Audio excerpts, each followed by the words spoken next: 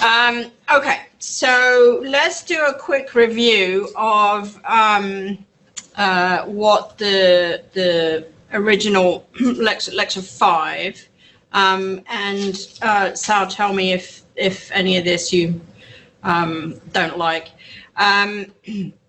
So it assumes a rational speaker, the direct inference of the maxim-based, idea of be polite, don't impose, give options, make the hearer feel good.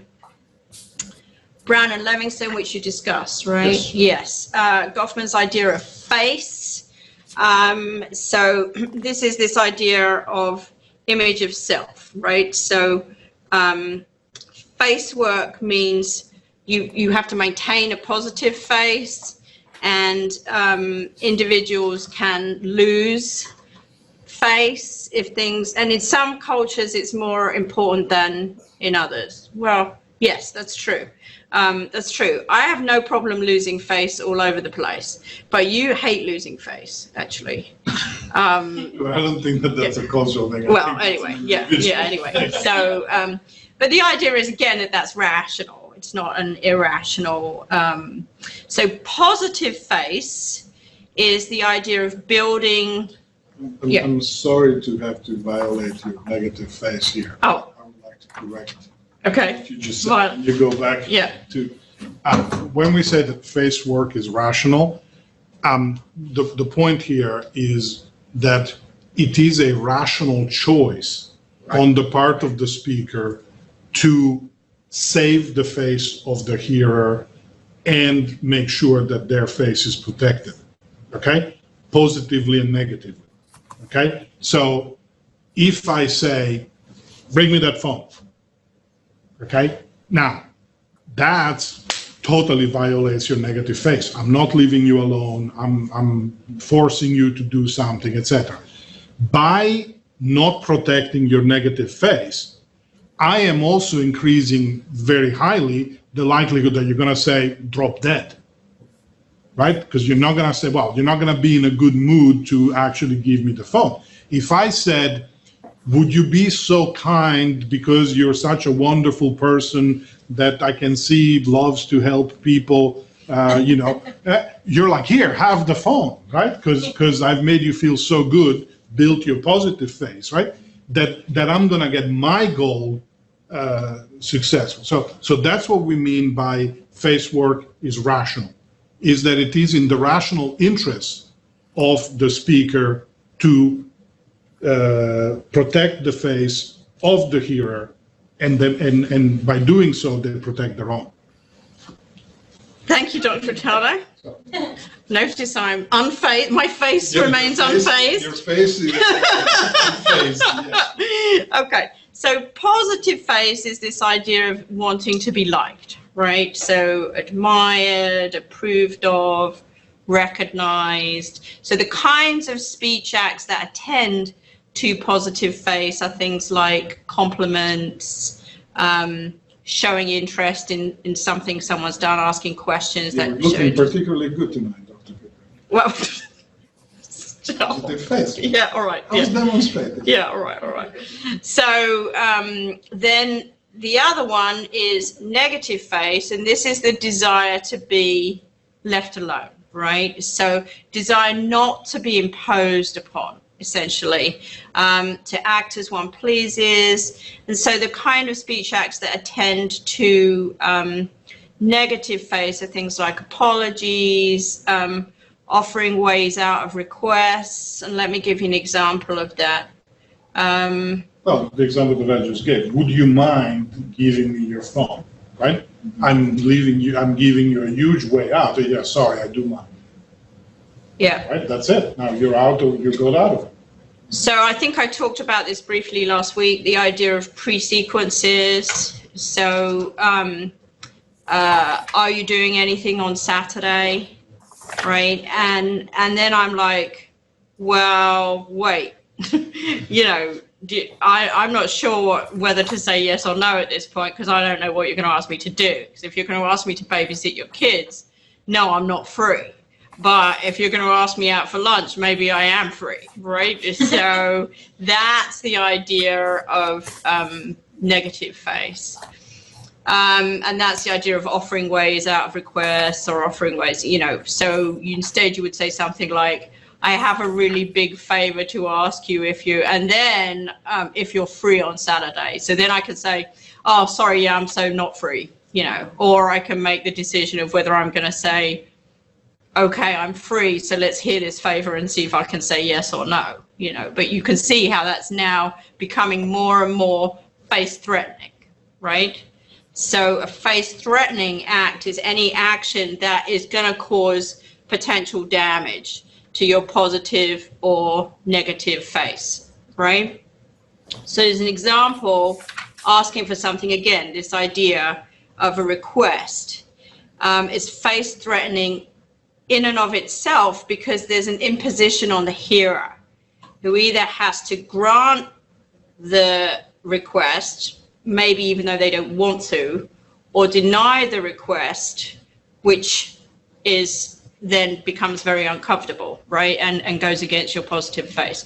So any speech act, many speech acts are inherently face-threatening, right? Just by the act of what they're asking you to do in the world, okay? And then Dr. Tado talked about this really briefly, different kinds of politeness strategies. The one that he was talking about is bold on record, give me that pen. Acceptable when necessary if there's an emergency or between close intimates. That said, I don't like it when he does. That's a very Italian thing to do, using that direct imperative, or what they would call bold on record, and I don't like it. I still want, even after 14 years together, I still want him to say please, right? Because that to me is how you ask somebody something, not bold on record, but you attend to my need. So some bit of positive politeness is good, right? Please pass me that pen, right? That's excellent, okay? Negative politeness, that's the way to mitigate, offer ways out, like I said, with the request thing. I figure you're probably busy on Saturday, but if you're not, I wondered if you could, you know. So then I can say, yeah, well, yeah, you're right, I am busy on Saturday. Or I could say, well, actually, no, I'm not. But you've given me that opt-out clause, right? Off the record, indirect, right? So avoid uttering the face-threatening act altogether, and there's a mistake there. Let the hearer figure it out through hints or allusions.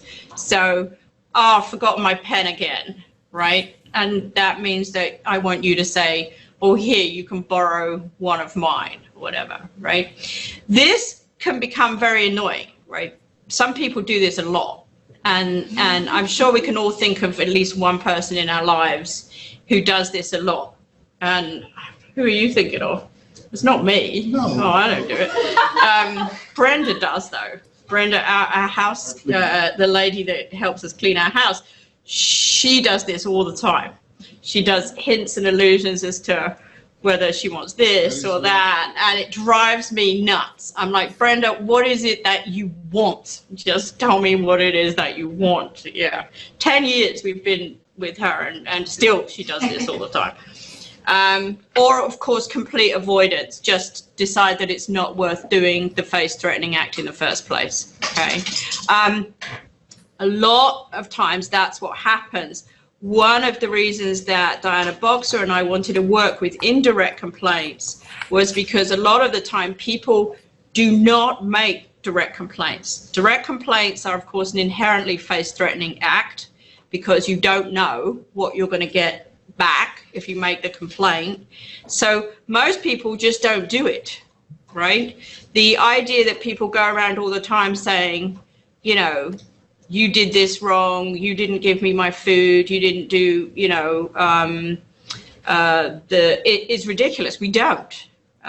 what we tend to do, well, you do, but yeah, most of us don't. What we tend to do is either do it indirectly, complain to someone else, say, well, I'm not going back to that restaurant again because, you know, whatever. So that's the kind of thing we want to be teaching our learners, not how to do direct complaints that you never really do. Okay, so avoidance is a big issue with face-threatening acts of all kinds. Naomi, you're looking puzzled. Thinking, avoid, you mean like keep silent? Yeah. Yeah. The silent also has some kind of meaning. You're not putting raise your face because you silent. Well, I mean, yes, but what we're talking about here is, okay, so let's say we go to the restaurant and the soup is too salty, right? So what I would say is, your soup is too salty, you know, I'm not gonna pay for it, take it back, right? Now, if you do this in this country, they fall over and die. You know, so you can Or you make the waitress cry, which is what you've also done. Right, yes. You know, so you can say, you know, something like, well, you know, the soup wasn't very good, right? Or you say, can I talk to the manager, right? So these are indirect forms of going at it. When we're talking about avoidance, it's literally you eat the soup, and when they come, you say, it was nice. Yeah. Okay, and that's it, right?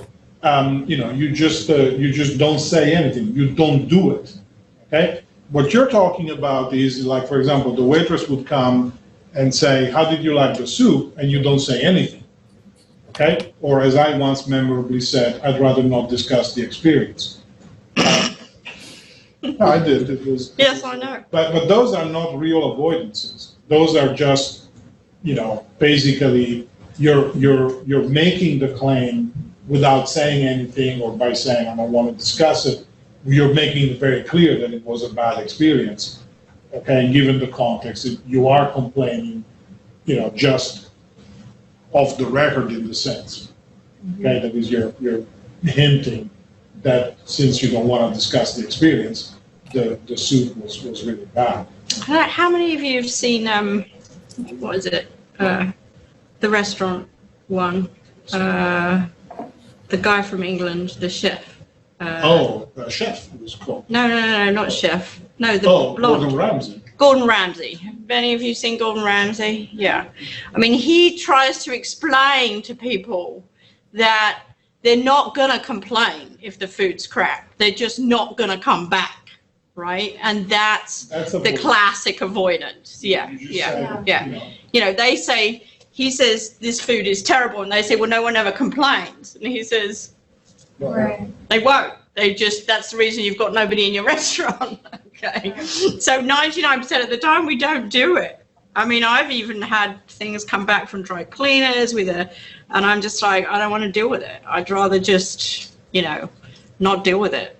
And I mean, that has only actually happened once, I should say, but I didn't want to deal with it. I just didn't want to address it, you know. It was like, yeah. So anyway, all right. So some face-threatening act magnifies threat. Face-saving act decreases threat. Negative face need to be independent and have that recognized. Positive face need to feel like you belong and be recognized and liked. Negative politeness recognizes importance of other times and concerns. Positive politeness promotes solidarity or emphasizes common ground. Okay. Why do we care if we're teaching ESL about this, right? Because those ideas of negative and positive politeness and how you respond to people and what you ask people are can be critically different between cultures. So this is Scotland and Scotland have done some work where they sort of look in a very general way about stereotypes, in this case national stereotypes, where they say there's some sort of strong cross-cultural generalizations. Now, that doesn't mean that it's always this way, okay? You're always going to have a certain amount of individuality, But in general, what they found was that British people have a strong negative politeness sort of influence. So what does that mean? If I'm a British person, what does it mean if they say British people really are concerned about negative politeness or negative face? Don't do anything to have you, like you have an escape when things are presented to you. So. Right. So they're very keen on having their own space, right? So it's important to me that I have an escape route, right, to get out of something, right? Because I don't want to be imposed upon. I want to be, you know. Now in contrast, they say that in Chinese society, positive politeness is the most important, right? So people, you can ask people, it's more important to you that everybody thinks of you as a really good member of the community, someone who will do, you know, that you can ask to do things. And that's more important to you than your own needs or wants, okay? So that would be the two. Now, again, I want to emphasize these are general stereotypes. They're not, I know that you might not think that and in your own personality or whatever. Can we get some ideas of what it might be in Korean and in Egypt? It does exactly work the same way as Chinese. Chinese, Yeah, okay. typical characteristic of collective society. Collective society, okay, so typical characteristic of collective society. This idea that, you know, primarily you want to be seen as someone who is working for everybody else's good. Yeah. Mm-hmm. I am not from Egypt. Oh, God. Where are you from? I don't speak Arabic at all. I'm from Iran. You're from Iran? Oh, God, I'm so sorry. Now that has affected my negative face. That does make me feel really bad. I'm so sorry, Jane. I'm so sorry. She said something about Arabic, I was like, oh. Yeah, it's just no wonder she's looking. I'm so sorry. Forgive me. No, that's not. That's terrible. We have positive yes. politeness, yes. Yeah. And actually, my master's thesis was right on that. So I did some cross-cultural linguistics between American and Iranian. And well, like a really big sample, like 100 Americans, 80 Americans and 150 EFL learners. And for us, positive politeness was like really, really more important. But negative politeness, like we really want to, you know, look good in the eyes of the people. In the eyes of others, Yeah, we okay. really Yeah. care about that. Yeah. That's interesting. That's good. So what was your study? Was it on face-threatening acts or? It was on the perception of impoliteness, actually. Ah. The native speakers and EFL and like the American speakers, native speakers. And then actually I published this into language. Journal of Interlanguage Communication. Oh, really? Research, yes. Can you send me an electronic copy? Yeah, sure. So we can put it up online? Thank you very much. I know! We have all these really cool people. It'd be nice if the faculty actually knew where they were from. My apologies. I'm so sorry. I know this, in fact. Yeah, no. I think she's been through it before because I was telling her about my best friend being from Iran last week, and she's like, "Wait, but are you sure she's from Iran? Or are you sure she's not just Arabic?" Yeah. She gets it a lot that they get them confused. My apologies. Okay. So again, I'm using this same example of negative face threat. This is you can tell where my issues are, right? I really struggle with this. I don't mind doing people favors, but I want to know what it is that before I commit to it, right? We did have an example of a Korean, I think I told you this last time we were teaching, where a Korean researcher contacted me and said, will you collect something like all this data, you know, so it was a DCT, it was a discourse completion. I need 100 Americans to complete this. So will you complete this and send it back to me? And I'm like, no, I won't. I don't have that kind of time. Now, one thing that he or she could have done is say, if you collect it, we can co-author. Then I might have been more, but it was just kind of like, you're there, I know you, you're a friend of a friend, do me a favor, right? And I'm like, yeah, no. So, then when I was talking to someone, they said that in Korea, big favors can be asked and big favors can be expected, right? So it's not just that you will do a big favor, but you also expect other people to do big favors to you. I think you might have looked like this last time. She's like, well, I'm not so sure about that. But it can be done from superior to subordinate. So if I were, for example, a president of AAAL, then I would ask that favor to you. Right. Yeah. Actually, when I think about it, I think it was a full professor. It was a friend of a friend. It was a friend of Ondi's, and I think it was a full professor. At the time, I was an assistant professor. Nice. Nice. That's Awesome. why nobody's invited you to Korea. Yeah, that's why I'm not. Yeah, right. I'm still waiting for. Sheehan's my best hope to get to Korea. In general, students are ill-equipped, and practitioners point to the need for explicit instructions. So again, we've got this idea of it's not in the materials. If it doesn't come up in the classroom because of this idea of a classroom context being so constrained, how do we do it?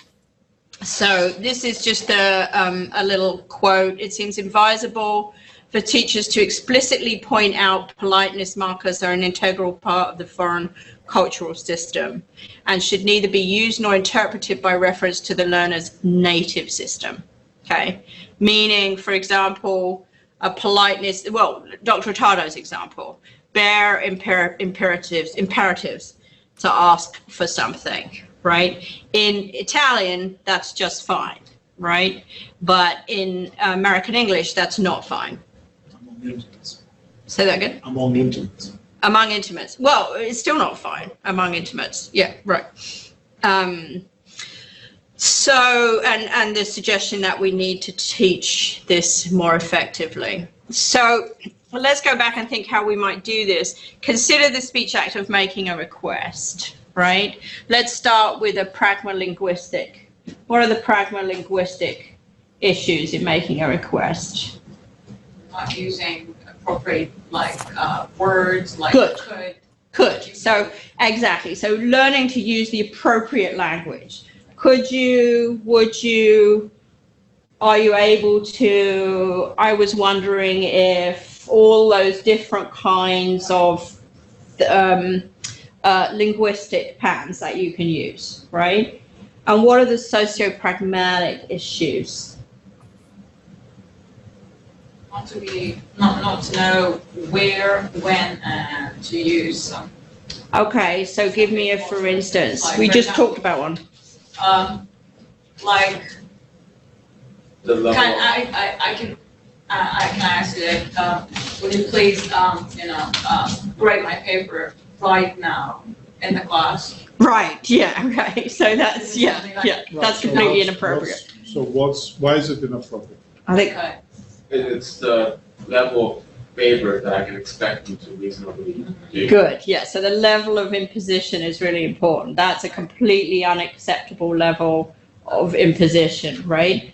And because of this, regardless of my Korean example being not great, culturally there are different levels of imposition, right?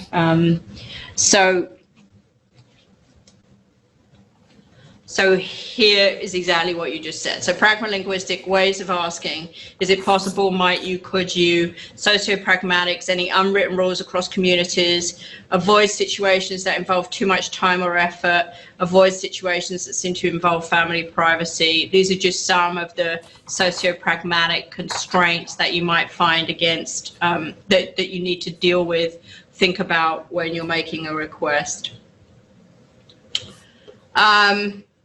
So this, I've got two examples from the same guy, and this is a very old article. The Thomas article came out in the 80s, and this is an example of pragmalinguistic transfer from Russian to English. Now, I don't speak Russian, but essentially there's a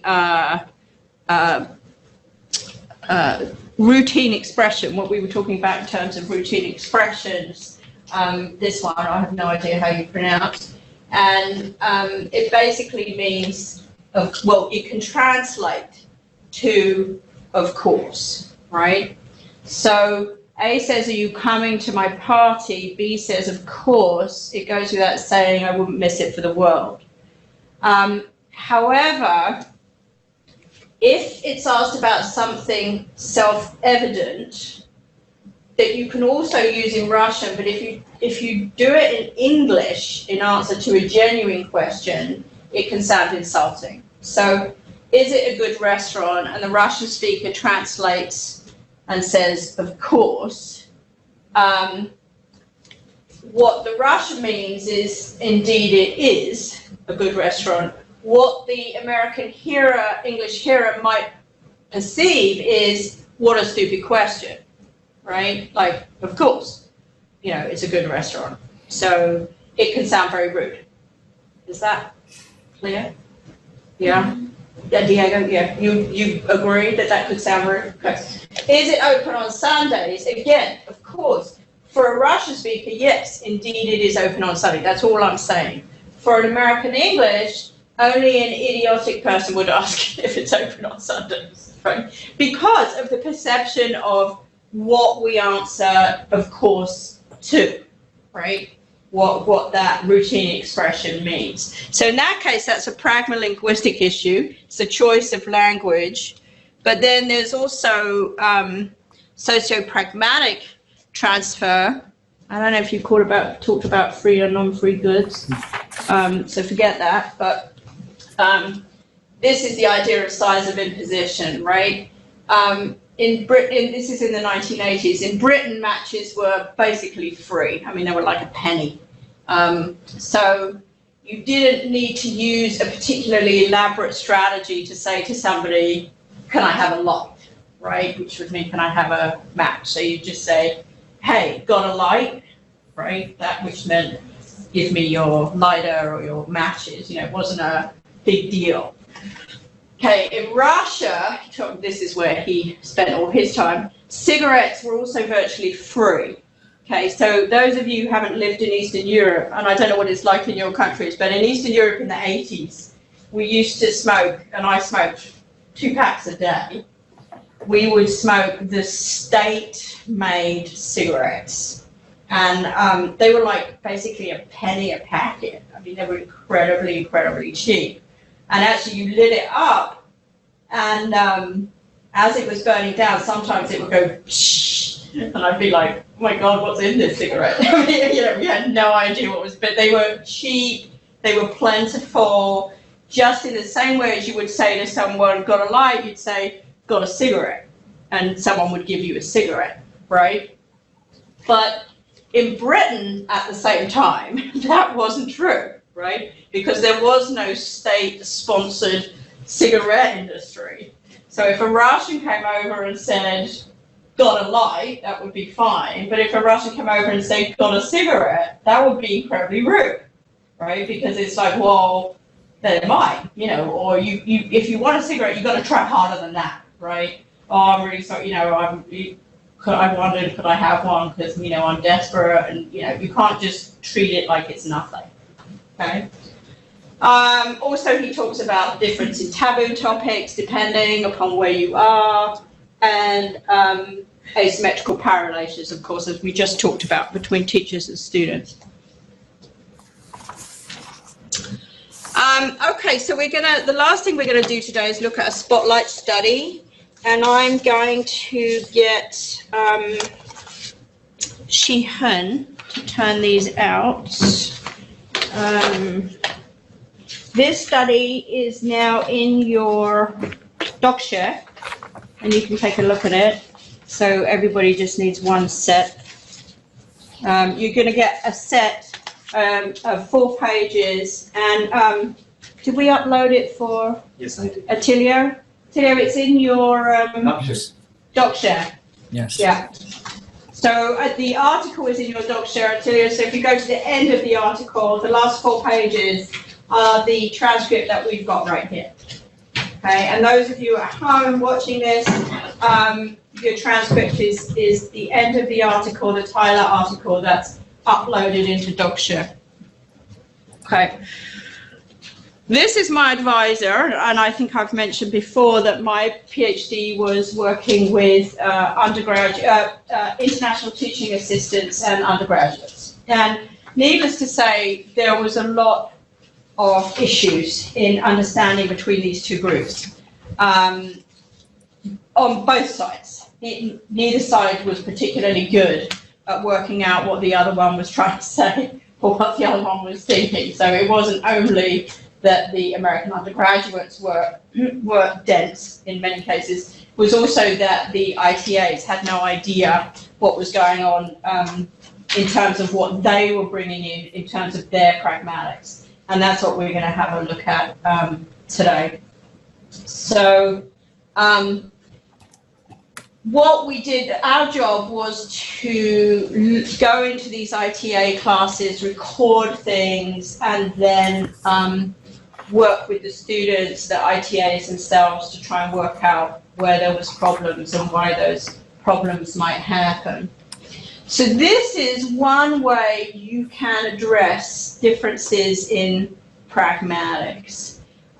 We had a tutoring session between an American undergraduate and an international teaching assistant, and then we recorded it, and then we did a playback session. Okay, so in this case, after this interaction took place, we took them in separate rooms. Both of them said that the other person was uncooperative. Both of them complained. The undergraduate complained about the ITA, and the ITA was shocked by the behavior of the undergraduate. Okay?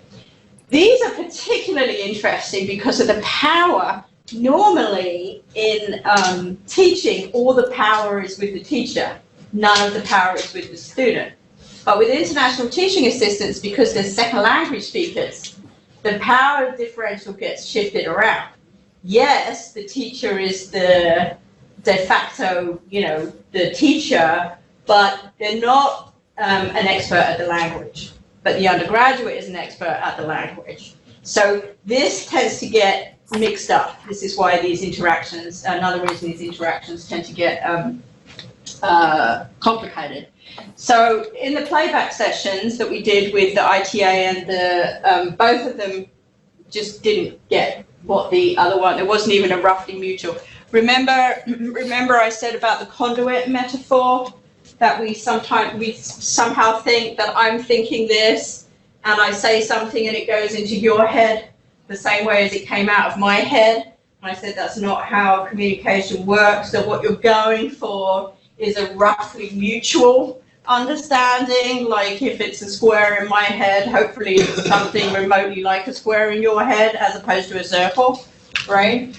Not even a roughly mutual understanding was achieved between them. And essentially after just a few turns in the conversation, both of them had decided, that it was a problem. Okay, so let's have a look at this transcript. We're not going to go through the transcript line by line, but I want to give you an understanding of what's happening. This was a tutoring session in which a female undergraduate student had to do a math problem about scoring in bowling.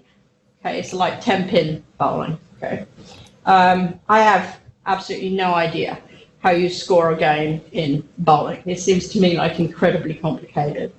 But that was the thing. So T is teacher and S is student, right? So she says, we have to write a program that scores bowling, right? The game of bowling. And he wants us to be able to put in like how many pins. okay? So she's explaining the, like, how many pins and whatever. So the student then, there's a pause, and then she says, well, do you know how to score the game? And the teacher says, the tutor, the Korean tutor, says, yeah, approximately. Okay, because he has a little thing that tells you how. See, I don't know how to score. So the tutor says, oh, you don't know how to score the bowling game? And the student says, well, I mean, it's just like I've played and I've scored a couple of times, but I'm not any good at it. Okay. So at this point, we're already in trouble. Line 3, the tutor responds to the student's questions about scoring, which with yeah, approximately, okay, which the student interprets that the tutor doesn't know exactly how you score, right? Who has the higher status?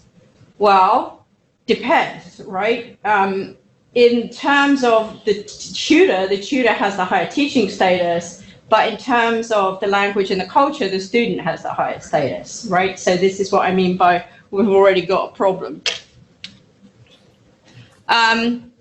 So in the feedback session, this you can watch the whole. We'll have another look at the transcript later, but basically you can see it all goes wrong very quickly. The feedback session, the tutor said he often bowled, and he knew exactly how to score a game. So why did he say, yeah, approximately, right? Because at this point now, the American student thinks he doesn't really know how to score a game. Because an American would have said what? Yeah, of course, right? Yeah, of course, I know how to, or yes, I bowl frequently or whatever, okay?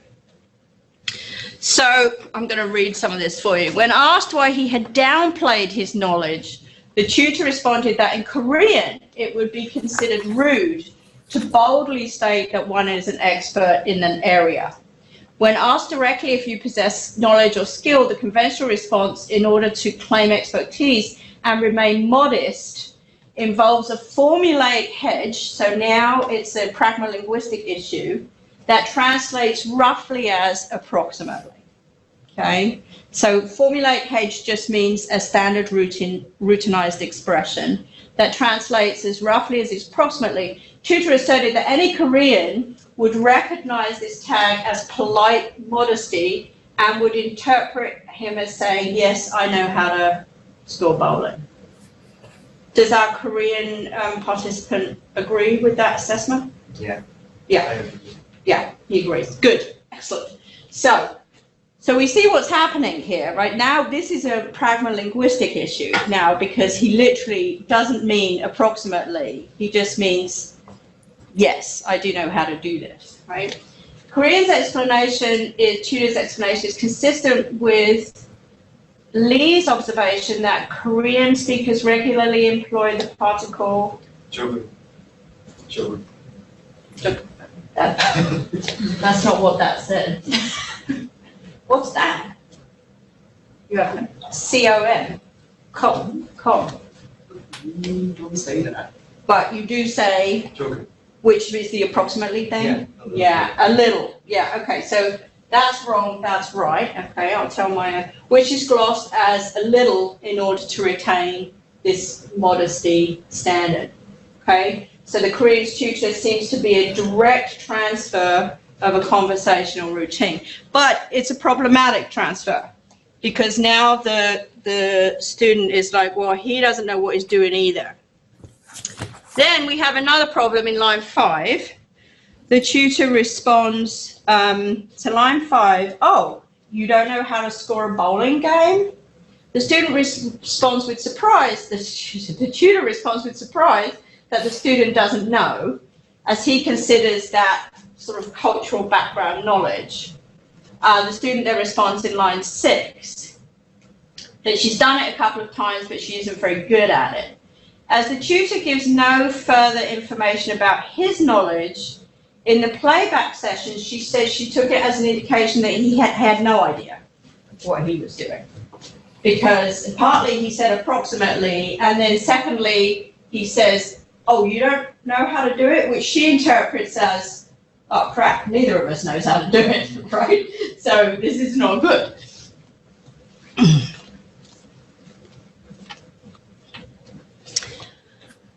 When he was asked in his playback session why he didn't reassure the student that it was fine and he knew how to score, the Korean tutor said it might be embarrassing to the student for a foreigner to openly say he knows more about a game from her own culture than she did. He already believes that he's asserted his expertise by the yes approximately, thus he doesn't want to be rude to her.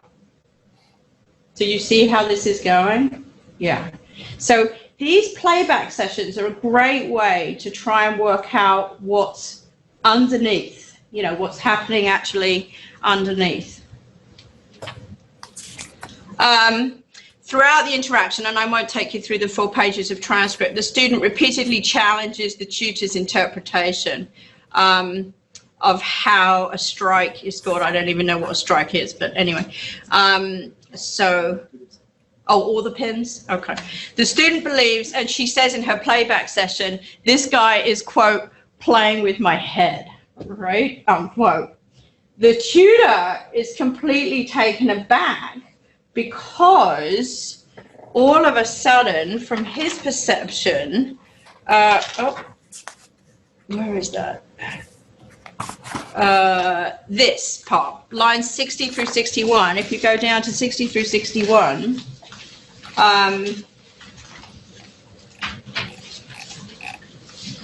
you can see, so the tutor is trying to explain to her, so the scoring works like this way, and the student says, is this for this? Is this for that? Is this for this? Do I need to know this? Do I input data inside of here? And starts like smacking the thing in front of the tutor. So if you can imagine, you know, she switches around the papers and sort of pushes them towards him and says, this? You mean this? This? So the Korean tutor is like completely blown away by this. He considers this to be correct. But at this point, we've got 4 pages of interaction. It's just gone downhill from basically line 3.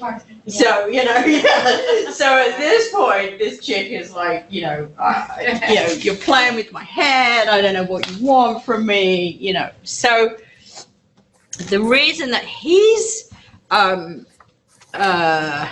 taken aback is because he expects there to be a lot of face-saving negotiation between the student and the teacher. So the idea is that the teacher avoids making the students look stupid, which is why he never said anything to her about not being able to score her own game. But the student, on the other hand, owes the teacher absolute respect, right? Generally communicating. So he was completely taken aback by her behavior and said, you know, these Americans are so rude. Tutor indicated he was startled by the bold question of his authority, punctuated by the slap on the paper. He stated he found it rude and had to compose himself before responding. So that's an example of what can happen in a bad cross-cultural interaction. Both interactions left with hard feelings, but without explicit instruction, the Korean tutor did not understand why, what the issue was. So how his perceptions of politeness and face needs had been involved in this miscommunication, right? So a couple of things. One is it shows you that you can use these kinds of interactions. And the other one is this is one way that you can address it in an ESL or an EFL classroom is by doing pragmatic role plays and then doing playback sessions. And one of the ways that we used to do it is so if you have a classroom full of learners that are you can find your friend or somebody else to come in and actually do a pragmatic role play with one of your students and then go over it with the class. So it's not it's no point if you have two students doing it, right? Two Italian students or two Spanish, they'll just, nothing bad will happen, right? But what we used to do was bring in undergraduates. We would bring them in and set up a situation and then have this, and then do these playback sessions where we could say, okay, what were you thinking? What were you thinking? And it was really interesting how much, the international students did not understand. And also helps Americans to understand what's going on in a, completely different mindset. I know. Well, you were the one that was saying sort of, what about materials. There isn't anything that you can find that does this. You have to do this. So, if you're interested in it, these are some of the ways that you can address it. Good. So I think that, yes. So, any questions, comments, issues? Well, I've had this burning question, but I don't want it to be irrelevant. When we talk about how to phrase questions in certain contexts, like, could you give me the pencil, please, or however it's phrased, what's the difference in English between asking, like, could I go to the restroom, or may I go to the restroom? Oh, so because I honestly don't can know. I, may I? Yeah. And so many teachers that I work with, they correct their ESL students when they ask, could I go to the restroom? They say, I don't know, can you? And then they say, may I go to the restroom? This is a huge issue for me because this happened to me when I was a Well, kid. I want you to teach me how to, in a very educated way, tell them it doesn't matter. Okay, so here's what I learned. So this happened to me as a kid. I was devastated. I still remember it because the whole class, I said, can I go to the restroom? And he said, I don't know, can you? And the whole class cracked up. Well, this was hysterical. I was devastated. And years later, when I started teaching English, I found out that can, the word can be used either for permission or ability. Okay. So the only thing I wanted to do was go back to that teacher in that classroom and say, dude, can be used for ability or permission. So it's perfectly fine for me to say, can I go to the restroom? I don't have to say, may I? So, that's all I've got. Do you have anything? What you can say is these are pseudo-linguistic oppositions that are used to stigmatize speakers of non-standard varieties. So much better. So much better. Right there. Well, that's what I'm suggesting. Pseudo-linguistics. Variety, differences. Or opposition. Oppositions, yeah. I mean, they're That I used to stigmatize speakers of non-standard varieties. non-standard varieties. I mean, it's But I think they probably won't like you very much. Yes, I know. I mean, that's right. I mean, and then you say, I'm European, by the way. That will solve every problem. I mean, because these are things like, people who say, ain't is one word, and you shouldn't end your sentence with preposition, stuff like that.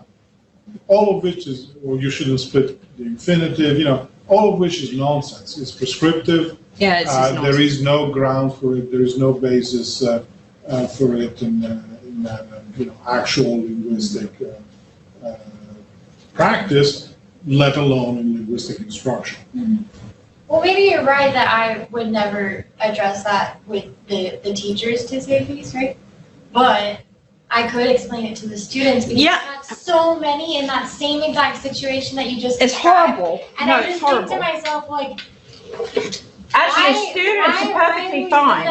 Yeah. Uncomfortable. It's perfectly legitimate to use can for permission. It can be used for permission, it can be used for ability. Okay. So in fact, it's the teacher's ignorance to say may is for permission and can is for ability.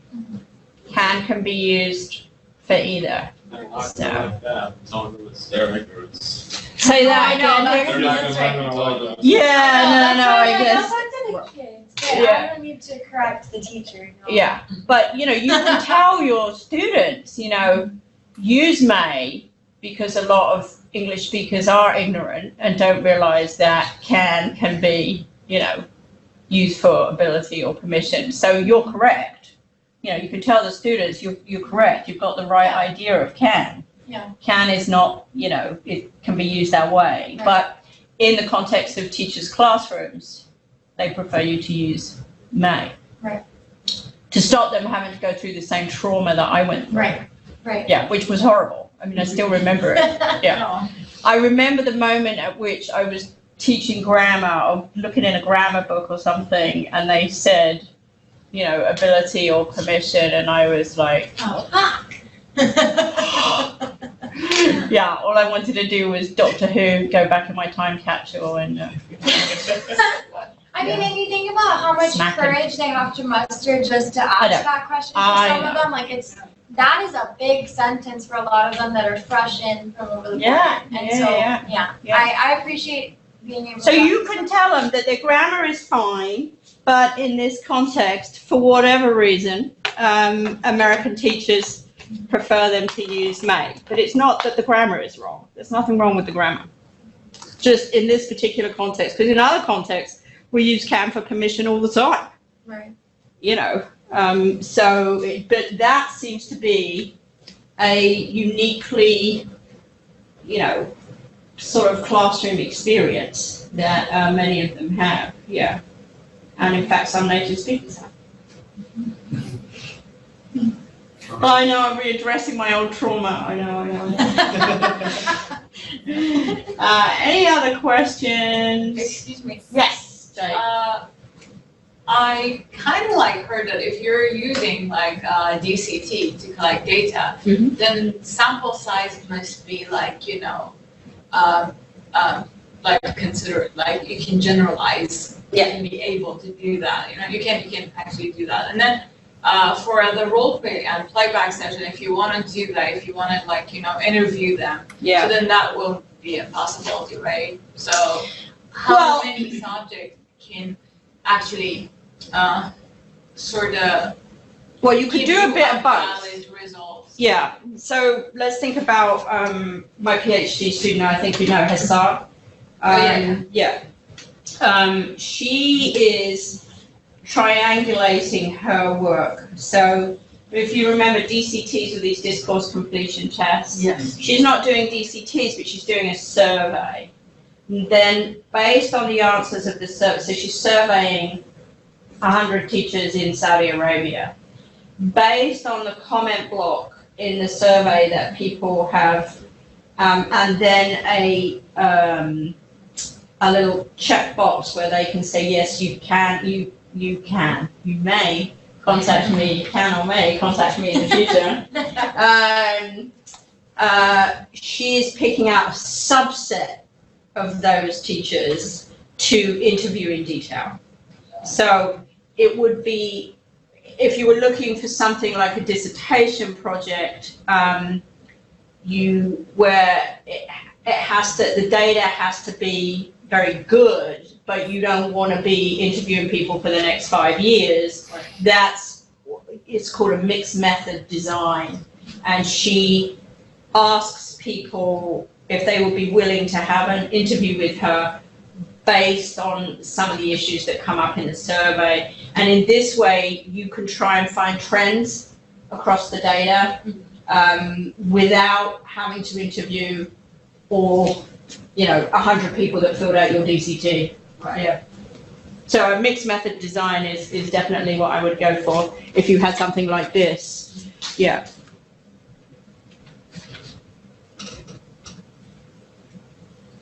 Any other questions? All right, well, I am done with our y'all. There is a comprehension review for Sal's lecture, lecture 5. The comprehension review for lecture 6 will go up tomorrow. There will be. I thought you said you'd put it up there. Oh, okay. The comprehension review for lectures 5 and 6 will go up tomorrow. I always wait until I've taught the class so I know what exactly. In addition, for everybody out there, I can't get in my e-college. So if you're asking me stuff, do to it? yeah, if you're asking for stuff in e-college and I haven't responded, it's because I can't get it. So I spoke to the help desk today. They gave me a password. I put it in while they were on the phone. It didn't work. They said, yeah, we got nothing now. Take a screenshot. And, you know, so I still couldn't get in. She has been uploading everything for me. So it's not that I'm not getting to your work.